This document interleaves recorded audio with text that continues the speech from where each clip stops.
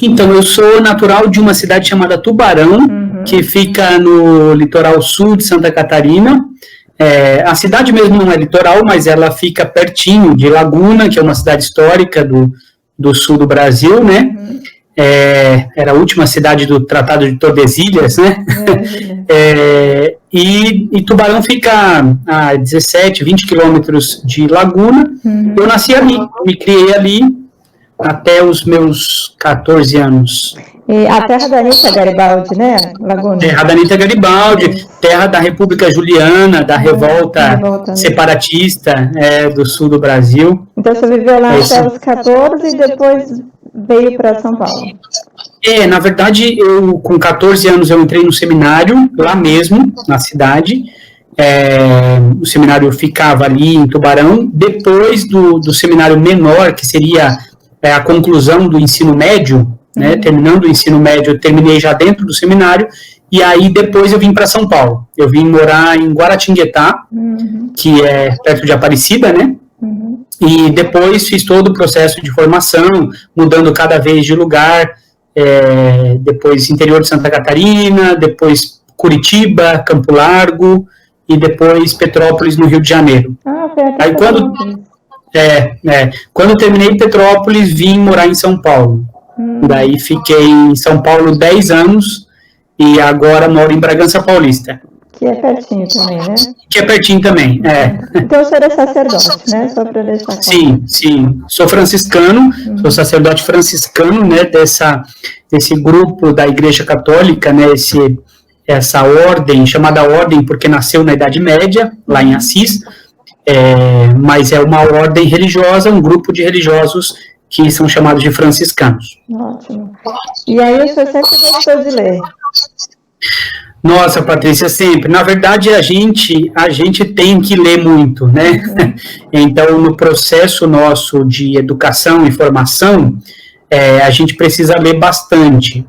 Então, lá no começo, lá nos primeiros anos de seminário, o seminário já pede para você um grau de leitura bem maior, né? Eu lembro que a gente tinha durante o dia, tinha um horário, meia hora do dia, que era chamado de leitura espiritual, que era um horário do dia em que você tinha que ler histórias de santos. Então você tinha toda uma programação do seu dia, né, de segunda a sexta, dentro do seminário, e um horário, meia hora, que era um horário que antecedia a missa, era uma espécie de preparação para a missa, era o horário da leitura espiritual. Então, você lia história de santos, né, você lia literaturas cristãs e tal, né.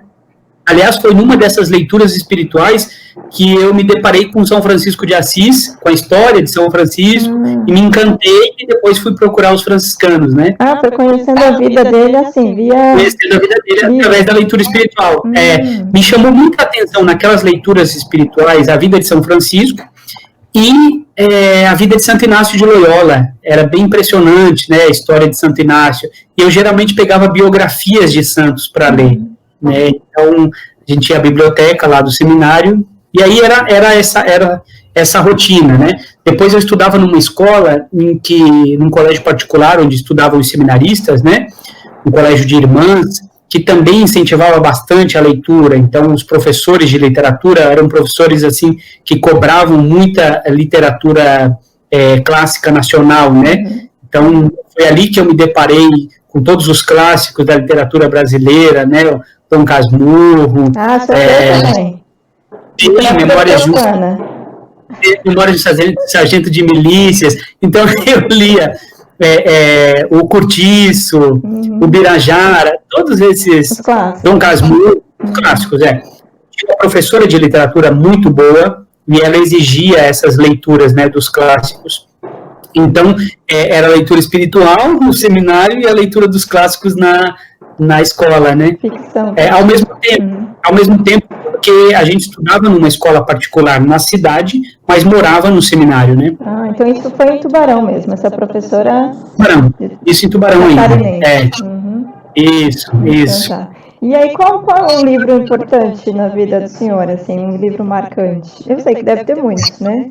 Mas você lembra, assim, da infância, da Então, Patrícia, esses da literatura clássica, todos eles chamam, um dos que me chamou mais atenção foi o Curtiço, pela realidade de ser, né, parecida com aquilo que eu estava vivendo na época, né, um seminário, né, e tal.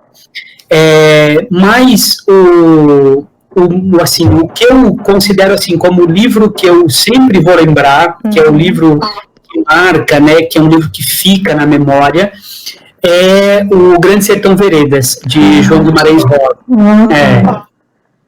Na verdade, o Grande Sertão, ele foi também de um professor, né? Eu já estava na filosofia, morava em Curitiba na época, fazendo filosofia, e um professor que era frei franciscano, inclusive hoje ele é bispo, arcebispo de Manaus, hoje ele é arcebispo de Manaus, e ele foi secretário da CNBB, né, antes de ser arcebispo de Manaus, o Dom Leonardo Steiner. E ele é um apaixonado por esse livro, né? E ele mandava a gente ler alguns livros, e eu fui escolhido para ler o Grande Sertão e apresentar o Grande Sertão em sala de aula. Difícil, né? Porque o Grande Sertão não é fácil, muito difícil. Muito difícil. Depois, assim, eu tive que fazer um estudo para poder entender o livro, para poder conhecer, para depois apresentar o Grande Sertão. Na verdade, assim, eu confesso que eu comecei a leitura, né, sem entender nada. Como todo mundo. E eu acho que todo mundo passa por isso. É impressionante. A gente se depara com aquelas palavras diferentes, aquelas palavras estranhas, aquelas palavras inventadas, que o Guimarães faz isso, né? Guimarães Rosa faz isso, ele inventa, ele cria palavras ao longo da obra. Aquele linguajar que para mim era bem distante, né? A linguagem do sertão, né? Do interior de Minas, do interior de Goiás, da Bahia, lá do Rio São Francisco, né? A realidade de onde e eu me deparava com aquilo, com aquelas palavras, o que é isso, né? Mas como eu estava fazendo filosofia, eu entendi que o professor tinha pedido para me fazer pensar. Era uma missão, né? Era uma grande missão, né? E combinava com filosofia. Aliás, combina com tudo esse livro, né? Combina com a vida. E aí, até as 100 primeiras páginas, você não entende praticamente nada. Depois, aquele universo da obra começa a se desvendar. Né? Depois das 100 primeiras páginas, era por isso que ele estava dizendo aquilo, era por isso que ele começou assim. Né? E esse tipo de narrativa do Guimarães Rosa é apaixonante, né? Não é cronológico, é uma coisa que você entra dentro do personagem, do narrador-personagem, né? No caso, o Riobaldo ali. Você entra nele e começa a viver o que o narrador está vivendo. É verdade. Então, é encantador. O livro é encantador. E tem um lance religioso também no livro, né? Aliás, tem vários lances, mas... Tem. No fundo, esse eterno dilema da vida, né? É a vida ali. Eu me lembro até hoje, quando eu fui apresentar, e aí o Frei, no caso hoje, o Dom Leonardo, o professor Leonardo, né, ele disse, você percebeu que o título já é um convite a você pensar nesse grande sertão que é o mundo, e nessas veredas que são os caminhos da vida, né, ou essas veredas que são feitas dentro do Grande Sertão, né? Isso isso, né? A obra é isso, todas as veredas que vão se desenrolando, se desenvolvendo dentro do Grande Sertão, que é o mundo, né? E nesse mundo tudo acontece: paixões, mortes, medo, angústia, Deus e o diabo, né? Essa parte religiosa que você fala, né? Então, Deus e o diabo, que é sempre constantemente apresentado, né? Deus e o diabo, até aquela parte do pacto com o diabo que ele faz, né? Um pacto com o diabo, que depois ele fica pensando se de fato fez ou não fez. Será que tem diabo mesmo? Então, no fundo é isso, né? É a vida. A vida é esse conjunto de veredas que a gente vai trilhando e vai se deparando com tudo que vai vindo pela frente, né? Ela não é previsível, ela não é cronológica, ela não é pensadinha, ela vai acontecendo, né? É verdade. O senhor já era adulto, mas era bem jovem ainda, né? Bem jovem, Patrícia, eu bem jovem, eu tinha, 22, 23 anos.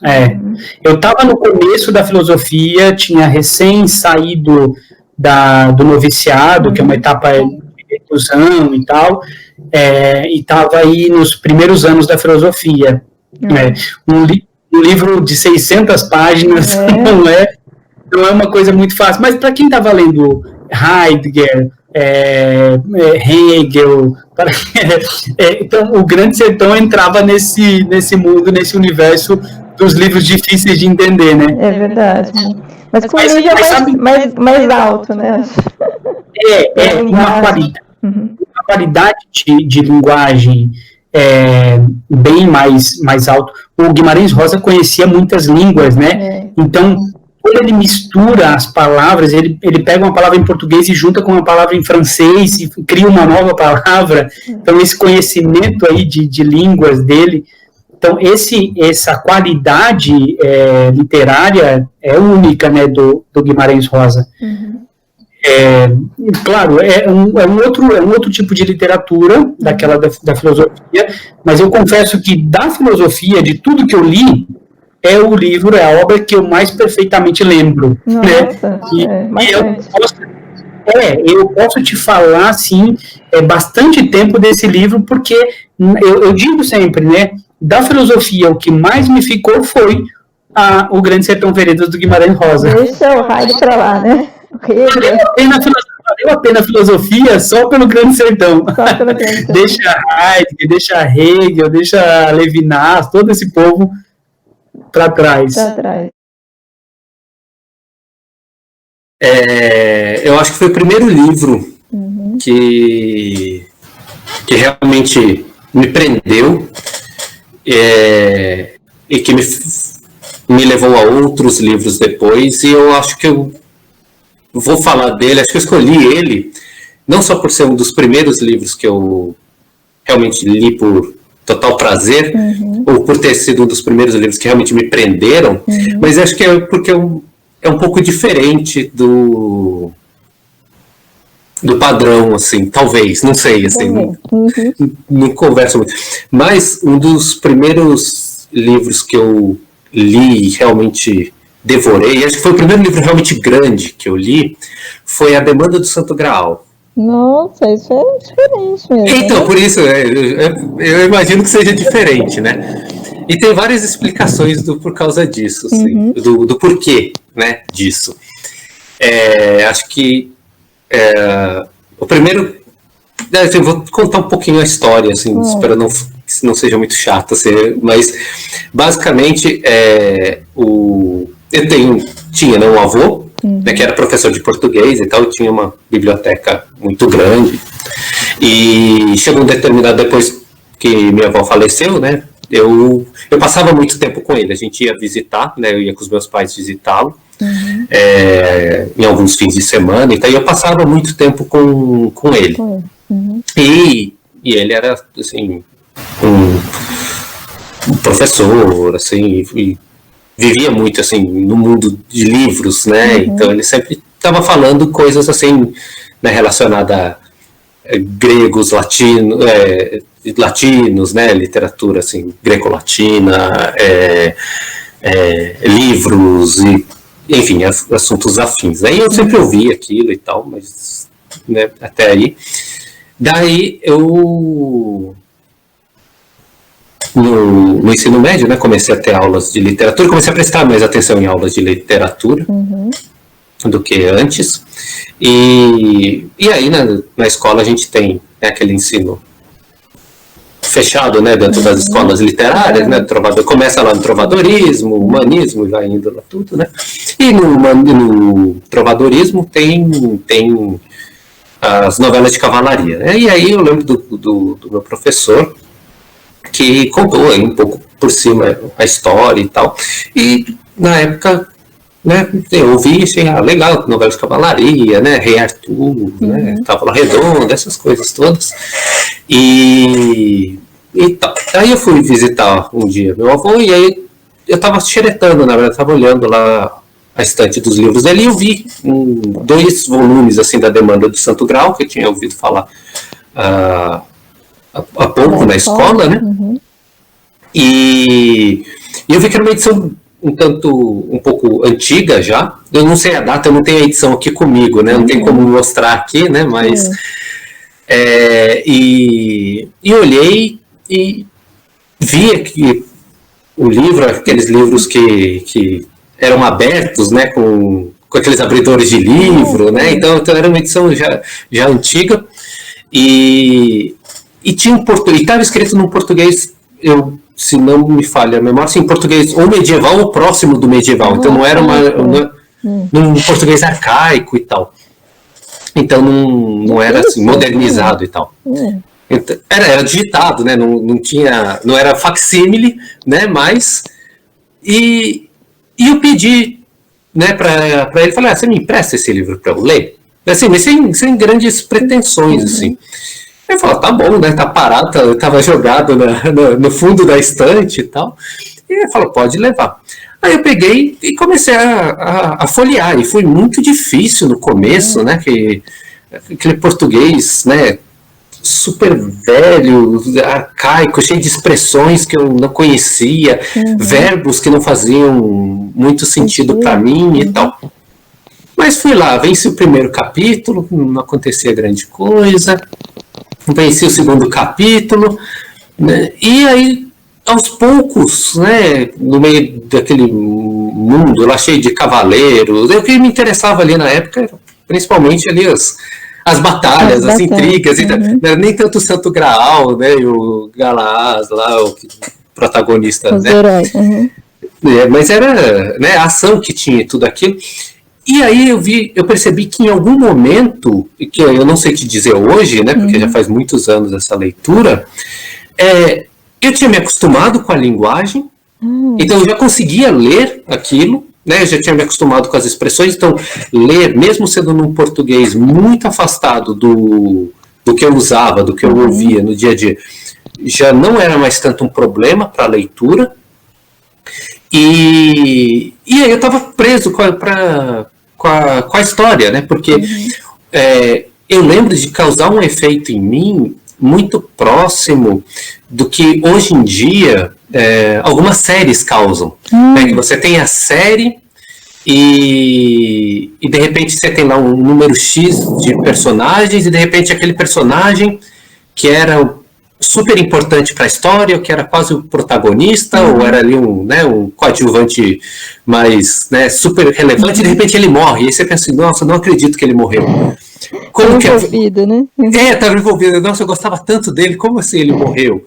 Né, como que vai ter história sem esse personagem? E a história segue de algum jeito. Então esses choques, né, que acontecem, que hoje em dia com as séries, né, com o streaming, né, que viabiliza muito isso, né? E eu lembro de ter causado um impacto mais ou menos parecido, porque eu lembro que tinha lá os cavaleiros que, sei lá, em determinados capítulos eles eram super importantes, e falaram, esse cara nunca vai morrer, esse cara vai ser o mocinho que vai sobreviver até... E de repente ele perdia a cabeça ali, numa batalha, e falava, nossa, eu não acredito que ele morreu. Como assim ele morreu? Peraí. Ele não. E o outro lá não morreu, né? E aí isso foi me prendendo de um jeito que devorei o primeiro volume, devorei assim, dentro do que era possível, né? Devorar um livro no português antigo, né? O livro, não deixou, não abandonou, né? Justamente, né? Aí, assim, aí eu vi que eu estava lendo por prazer, eu estava lendo porque eu queria saber como continuava a história, o que acontecia, como que ia ter história se o cavaleiro tal tinha morrido. Né? E aí foi o primeiro volume, depois eu pedi para...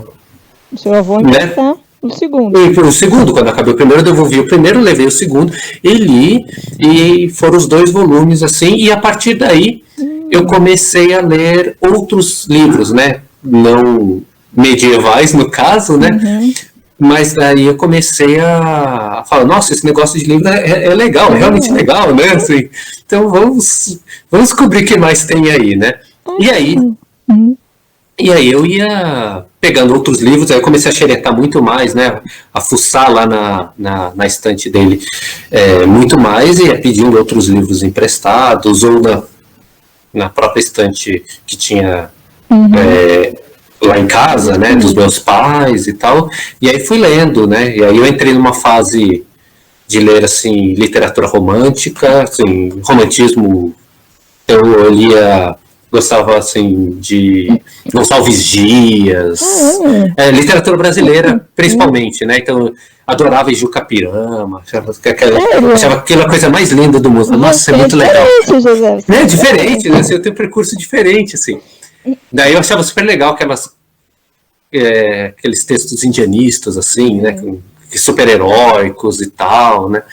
Então, Lisé de Alencar, gostava principalmente de Senhora, que daí não tem nada a ver com... Eu gostava de Gonçalves Dias pelos poemas indianistas, mas o Zé de Alencar eu gostava mais pelos romances urbanos. Pelos romances urbanos, justamente. Então, eu gostava muito de Senhora, né? Gostava muito de Álvares de Azevedo, né? Com Noite na Taverna, né? Essas coisas. Então, aí fui para esse romantismo mais dark, digamos assim. Adorava Fausto. Aí comecei a ler Fausto, Goethe, né? Aí eu fui indo assim para esses românticos, e aí depois eu fui descambando para outras literaturas, para outras coisas, né, e tal. Então, assim, mas tudo começou, na verdade, com a Demanda do Santo Graal, e acaba sendo, de certo modo, além do gosto pela leitura ter me levado às letras, eu acho que o meu avô também, né, por eu ter passado esse tempo com ele, né, após o falecimento da minha avó, ter me aproximado dele, né, nesse período, ele foi uma figura muito importante para mostrar que esse mundo de letras, seja da literatura, seja da linguística, né, é um mundo muito interessante. Né? Então, acaba sendo, para minha memória pessoal, afetiva, né, acaba sendo um livro que tem esse significado também, né, que é um livro que me aproximou dele também, né, então tem então por trás, né, além das histórias de cavalaria, né, por trás de ser um primeiro livro, você fala, nossa, isso realmente é legal, ainda tem toda a relação afetiva, né, que eu construí, né, que eu construí com o meu avô, né, então acho que esse seria aí o meu livro... principal livro afetivo, sim. Que história bonita, né? Mas ele não recomendou o livro, né? Ele só se assustou, talvez. Falou, nossa, esse menino quer ler a Demanda do Santo Graal. Eu não sei qual que é a reação dele, até porque, assim, né, a percepção de mundo que eu tinha na época também, né, não necessariamente, não me fez olhar para isso. Na minha memória...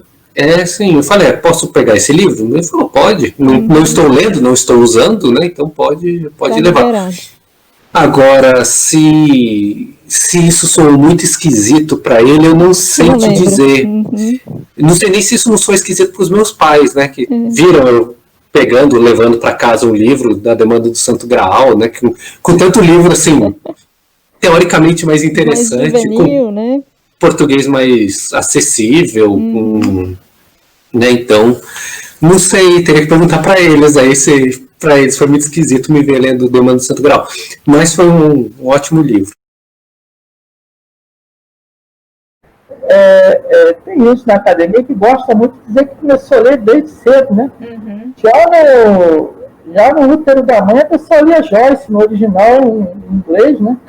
É verdade, tem muito isso. Eu tô mais modesto. O primeiro livro que eu li com gosto e mostrou o prazer da leitura não foi nem um livro de literatura, foi um livro indicado por um padrinho meu, já falecido, né, como se fosse hoje, ele de cargas d'água, ele abriu o porta-malas do carro dele, que era um Passat 78, e era um porta-malas entulhado de coisa, ele puxou um livro dessa Círculo de Leitura, Círculo do Livro. Isso, eu lembro. De capa azul e E uma capa azul e também tinha uma capa por cima, aquela capa transparente, né? Chamava Os Deuses Astronautas, do Erich von Däniken. Ah, sim. Eu não parava de ler aquele livro, eu gostava de todas aquelas, não é que tudo aquilo seja uma grande mentira ou pura ficção, aquilo me mexia muito com a minha imaginação. Eu pegava, às vezes, o trajeto mais longo para ir para o colégio, justamente para ter mais tempo de leitura, quer dizer, ter mais tempo de contato com o livro. Fazia o percurso mais longo, eu morava em Jacarepaguá, estudava, fazia meu ensino médio na ENSE, Escola Nacional de Ciências e Estatística, no centro do Rio. E, às vezes, em vez de ir pela serra, porta, separa Jacarepaguá do restante da cidade, que era o caminho mais longo, eu fazia os caminhos mais longos. Ou eu ia pelo subúrbio, ou eu ia pela Zona Sul, pela Barra da Tijuca, né, justamente para demorar mais, para que eu pudesse ter mais tempo de leitura. Né? E você voltava a fazer esse trajeto de ônibus, é claro? De ônibus, demorava. Poderia fazer em 40 minutos, levava quase 1h30, 2 horas, só para poder ter mais tempo de leitura. E aí você tinha quantos anos, mais ou menos? 18 anos. Quantos? 18. 17, 18 anos. Eu, inclusive, por conta desse livro, porque ele vai relatar a possibilidade da visita de extraterrestres, né? Todo mundo, e também fazia alusão às cidades de ginástica, à cultura mesoamericana. Então, eu fiquei até interessado em ser antropólogo por conta desse livro. Olha só. Fiz depois a faculdade de História. Aí eu gosto pela leitura, esse livro foi um pontapé, né? Não era muito de ler, eu gostava muito de enciclopédia, de folhear enciclopédia, de ver imagens, desenhos. Vez por outra, a imagem me aguçava muito o interesse, aí eu recorri ao texto. Mas eu gosto da leitura mesmo, eu queria mesmo era ser músico, né? Eu tinha muito interesse por música, eu via mais coisas sobre música. A meu interesse pela leitura, eu gosto da leitura mesmo, foi fortalecido quando eu ingressei na faculdade. Na faculdade de Letras. História, a graduação de História. Na UERJ, na Universidade Estadual do Rio de Janeiro, aí sim, aí vira um vício, né? Ficção e não ficção. Ficção também. Um texto que eu adorei muito, se é que eu posso indicar como um texto que mexeu comigo mesmo. Pode, claro. O segundo foi o Perfume. Ah, sim, do Patrick Süskind. Do Süskind. Nossa, aquele livro é maravilhoso. Maravilhoso. Aquele livro mexeu comigo muito, muito. E o autor da minha predileção, que todo mundo acha que é o José de Alencar, era dois, mas o autor da minha predileção é o Graciliano Ramos. Ah, sim. Não me mexe, um outro livro que mexeu muito comigo que foi Memórias do Cárcere. Do ponto de vista zombeteiro, Memórias Póstumas. Esses livros realmente foram mexendo bastante com a minha imaginação e, vamos dizer assim, meu apuro sobre a realidade, né? Algumas pessoas dizem que seria o Guimarães Rosa, né? Mas o autor que me devolve a realidade com muita força é o Machado e o Graciliano. Com muita força, até de certa violência, né? Uma perspectiva mais zombeteira. O Graciliano com aquela tintura, com aquelas cores mais expressionistas, né? E me mexe, me incomoda num bom sentido. Esteticamente falando, dá prazer, claro, né? Mas é perturbador. Don Quixote também foi um livro que me marcou muito. Don Quixote. Mas tudo em fases diferentes da vida, em momentos diferentes. Em fases diferentes. Por exemplo, o Erich von Däniken, no final dos anos 80, o Machado, aí início dos anos 2000, uma boa parte no início dos anos 2000, né? Ali no meio dos anos 90, teve o perfume. Né? Também um outro livro que agora começou, né? Não vou parar.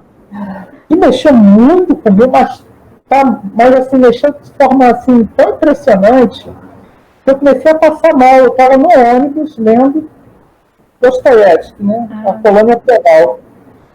Li aquilo e comecei a me sentir mal, comecei a sentir vertigem por conta da cena do aparelho que os condenados eram submetidos a esse aparelho, parecia uma grande máquina de costura gigantesca. Eles eram submetidos ao martírio, né?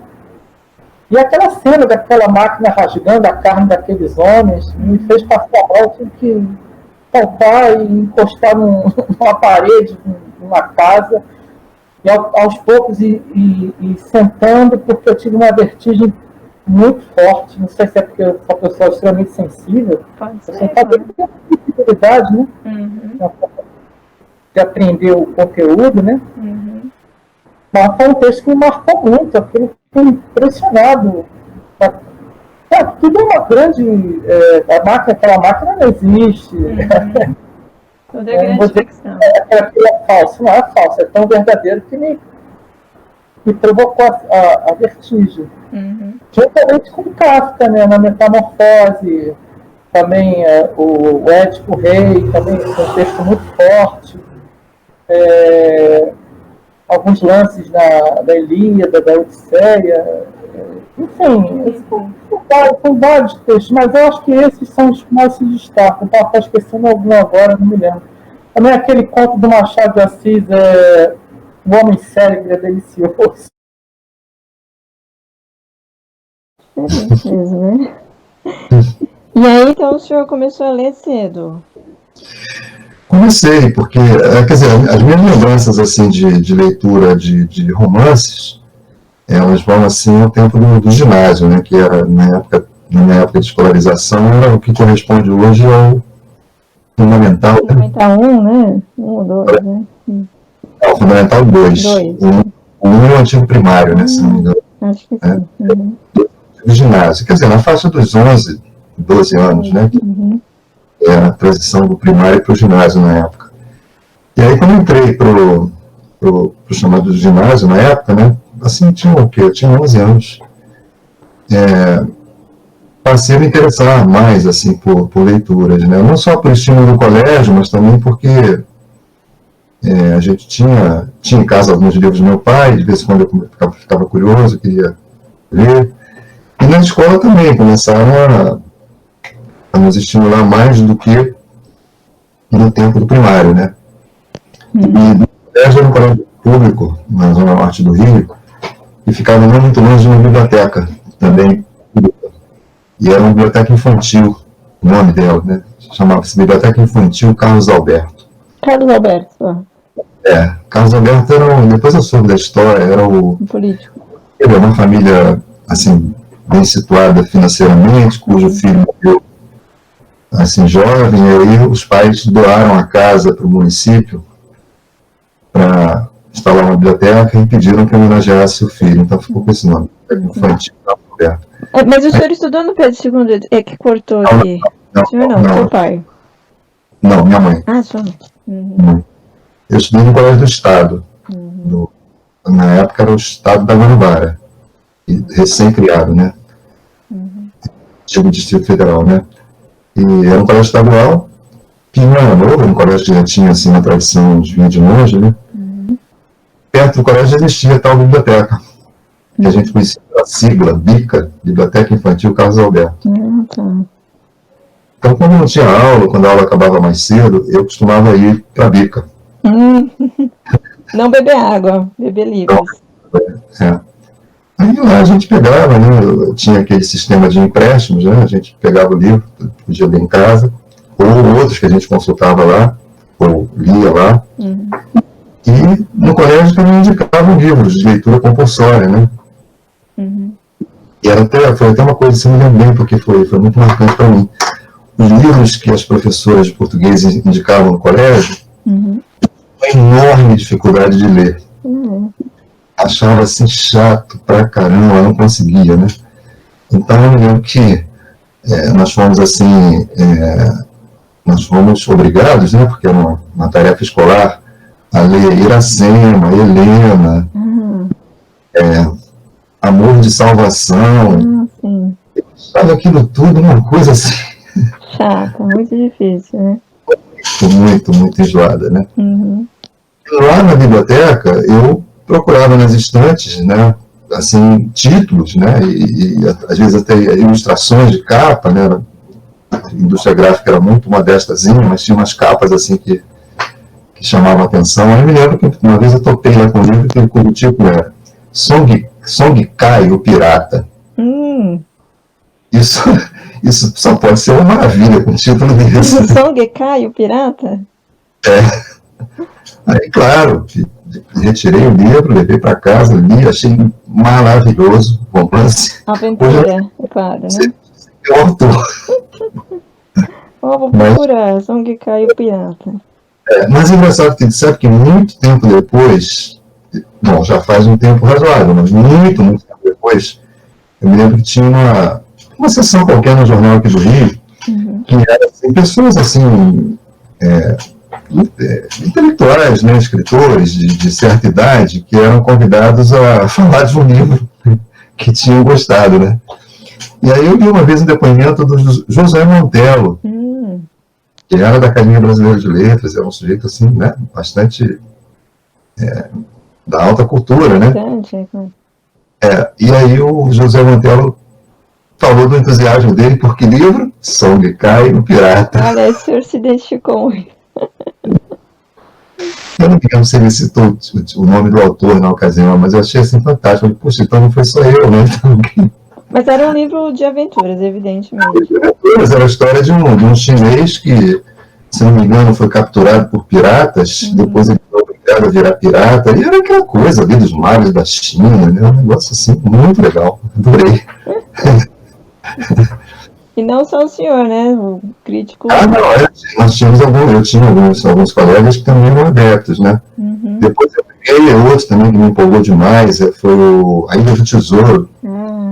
Steven. Aí já é um autor mais assim notório, né? Mas A Ilha do Tesouro eu também achei maravilha, gostei demais, né?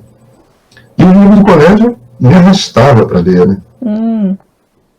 Mas eram esses clássicos do Alencar, do Machado, né? Que muito tempo depois, eu lendo um ensaio do Antônio Cândido no Formação, um ensaio que ele dedica ao Alencar, uma subseção desse ensaio, né, um subcapítulo, em que ele diz assim, né?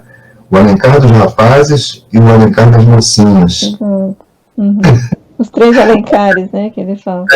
Os 3 Alencares, exatamente. Tem um mais maduro, né, e tem 2 que seriam assim meio... Acho que é isso o argumento dele. E aí, as mocinhas são aquelas histórias sentimentais, né? Os romances urbanos, assim, né? Diva. 5 minutos, a viuvinha. Os dos rapazes era o sertanejo, as Minas de Prata. De aventura, né? Né? O senhor concorda, então, ele está certo, ele tem razão. Olha, pelo menos em relação à minha geração, sim. Né? Essa questão é muito clara. Eu me lembro que as meninas da turma liam, me achavam legal, e eu achava um xarope, eu não contava aquilo. E aí, quando que o senhor se voltou, assim, para literatura mais madura, assim? Foi com o tempo mesmo? Olha, bom, na infância, outra coisa que meu pai, foi um presente do meu pai, ele me deu, quando eu devia ter uns 11, 12 anos, né? A coleção dos 17 volumes da literatura infantil do Monteiro Lobato. Que eu atravessei, assim, aceleradamente, né? Aqueles 17 volumes, eu transpus aquilo com uma rapidez impressionante, né? O Sítio do Pica-Pau? Exatamente. A obra do Monteiro Lobato ela foi consolidada em 2 coleções por ele próprio, né? Uma se chamava Literatura Infantil, que tinha os 17 volumes, e a outra, eu acho que é Literatura Geral, um nome estranho, mas enfim, foi esse nome que ele próprio botou, né? 3 volumes. Aí, quando meu pai me deu de presente a coleção, eu li tudo, né? Eu me lembro que tinha, às vezes, dias que um dia eu li o livro. Eu estava lá em Taubaté, lá no sítio, né? Uma coisa que me deixava muito, assim, muito ligado, gostava muito. Eu me lembro até que quando terminou, eu concluí a leitura, né? Eu falei que gostaria de continuar lendo Monteiro Lobato, e meu pai comprou o outro, os tais 13 volumes da literatura geral. Bem mais pesado, né?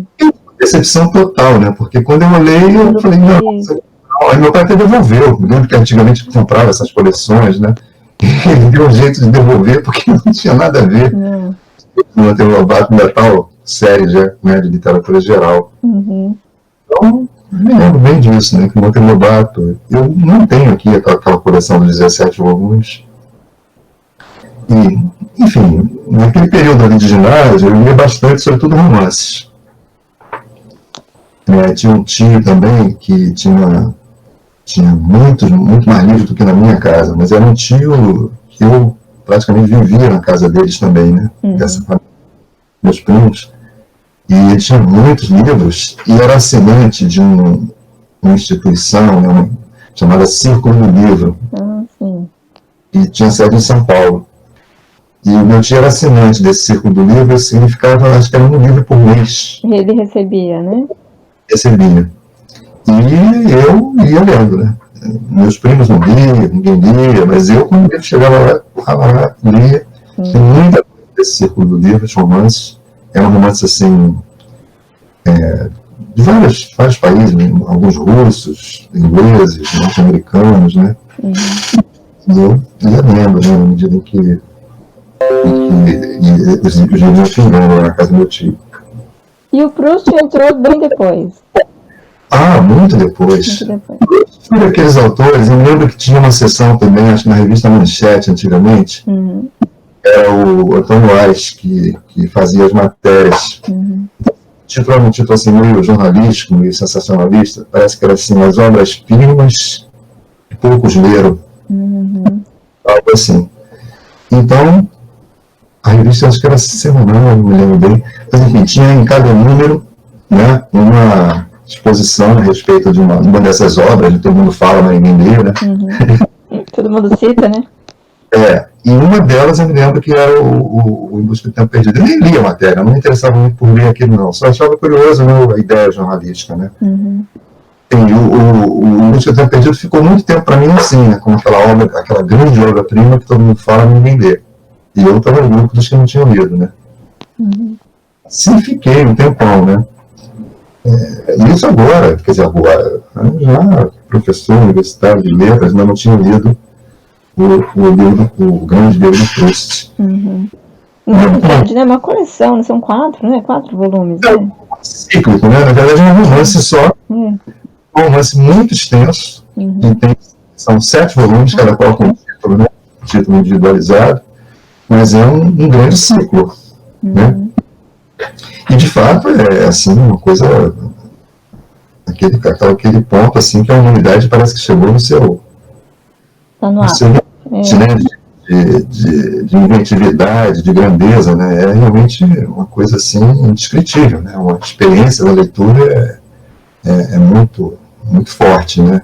E eu, claro, quando comecei a ler, aí não parei mais, né? Atravessei aqueles 7 volumes assim avidamente, né? E foi até uma situação que... Porque também tem isso, né? Eu acho que essas obras, você...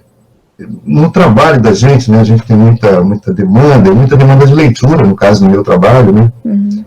E aí você vai priorizando coisas, assim, até do ponto de vista das suas necessidades de aula, sala de aula, né? Eu não sou professor de literatura francesa, né? Não, quer dizer, dificilmente eu faria uma leitura assim na minha pauta profissional, né? E assim não só com Proust, com vários outros autores que eu gostaria de ler, mas muitos, né? Eu não tive oportunidade. Mas no caso do Proust foi curioso o nome da situação. Eu tinha lido uma matéria no jornal também que eu achei muito curiosa, que era de um médico, e o caso foi o seguinte, né, lá que ele recomendava muito a leitura do Proust para pessoas com problemas cardíacos. Ah, é? Nossa, cardíaco? Achei aquilo meio curioso, li a matéria, não era uma coisa assim extensa, mas era aí ele explicava por quê, porque aqueles períodos longos, aquele ritmo. Lei mais alta também, né? Então, não era isso, ele simplesmente dizia que a leitura fazia bem ao coração, no sentido médico do termo. Períodos longos, né, uma cadência lenta, né? Achei aquilo meio impressionista, meio curioso, e ficou para lá, né? Aquilo não foi o meu estímulo para a leitura. Mas aí houve um certo momento em que eu tive, assim, uma recomendação médica, né, de que eu devia parar um pouco. Eu estava meio exausto, né? Meio sobrecarregado, aí parei, coisa que eu não fazia há muito tempo. E aí, bom, passar um mês no mínimo, né, na Serra, perto aqui no Rio, né, lá para o distrito ali de Petrópolis, Araras. Em Araras. Bom, já que eu vou ficar um mês em Araras, claro, eu vou ficar na natureza, que eu adoro, mas eu vou levar alguma coisa para ler, claro. Claro, eu sou professor de literatura. Não, mas aí era aquela leitura completamente... não era uma coisa que eu tivesse que fazer por uma questão de um dever ali de profissão. Aí, bom, eu já tinha aqui há muito tempo, né, a tradução do livro, levei comigo os volumes. E foi naquela ocasião que eu li, né? Até pensando naquela história do médico, bom, já que eu estou aqui fazendo, de certo modo, um tratamento de saúde. Vou usar o Proust. E foi uma experiência também assim, né? Muito, muito, muito, muito forte, né? Então eu li muito jornal, e o jornal, ele sempre, a Folha de São Paulo sempre deu indicação de muitos livros, isso foi muito forte. Eu peguei bem a época da Brasiliense, editora Brasiliense, e aí ela teve um papel também muito importante para mim, porque ela tinha várias coleções, e eu comecei a comprar livros dessas coleções. Começou praticamente o forte mesmo foi o Bukowski, e aí do Bukowski ele lançou uma série de literatura beat, muitas coisas assim no sentido, mas a Brasiliense ainda é do Schwartz, que depois abriu a Companhia das Letras. Ele era um editor muito interessado e tinha um apelo também muito forte assim, para a formação de leitores, que eram livros que ficaram sem ser editados, uma série de coisas assim, e próximo da juventude e de coisas assim, com temas até, eu citei o Bukowski, que é um autor que não é considerado sequer um autor, ele é um lixo, né, para muita gente, não sabe escrever e tudo mais, mas ele é um herói da classe operária. Depois eu me afino com essas pessoas que consideram o Bukowski um herói da classe operária. Ele escreve sobre as pessoas pobres, sem muito ambição, sem muito oportunidades na vida.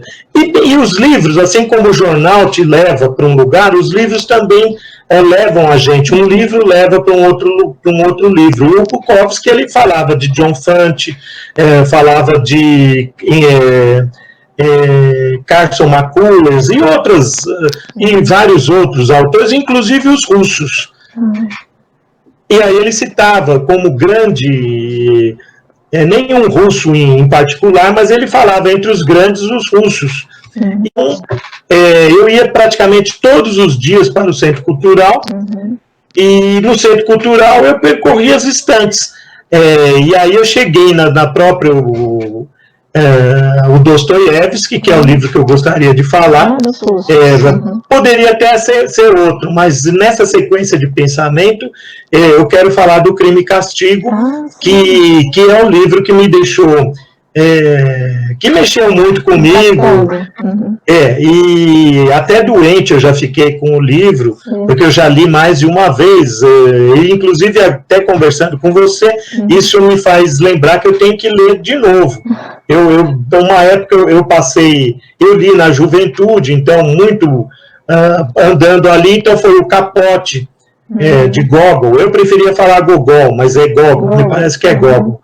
eu li o Capote, os contistas russos, e aí eu cheguei no Dostoiévski, e no Dostoiévski eu li Noites Brancas, O Jogador, e todos esses me parecem livros mais finos, mais fáceis de ler, assim, durante as tardes, e eu fui lendo esses livros até chegar o Crime e Castigo, que eram em 2 volumes, uma edição de capa dura, até a tradução era do Rosário Fusco. Então, uma coisa ou outra vai chamando a gente, você se interessa quem foi o tradutor, a editora, não me lembro se é a Civilização Brasileira, José Olímpio, não tenho certeza disso, mas todo aquele cuidado, uma introdução grande, falando sobre a vida de Dostoiévski, de cartas dele, uma coisa muito bem feita.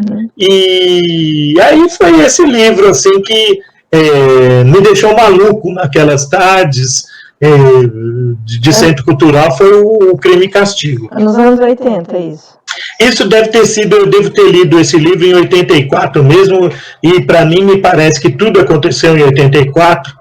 Eu terminei o colegial em 83, não fui fazer faculdade, não tinha trabalho, arrumava um ou outro bico, assim, alguma coisa para fazer, mas eu não tinha currículo, não tinha nada, e ficava então durante o dia perambulando aí pela rua, pela Avenida Paulista, pelo Bexiga e tudo mais, e à noite mais Bexiga, mais coisas assim, e shows, uma vida assim em Sesc Pompeia, Centro Cultural, foi isso tudo.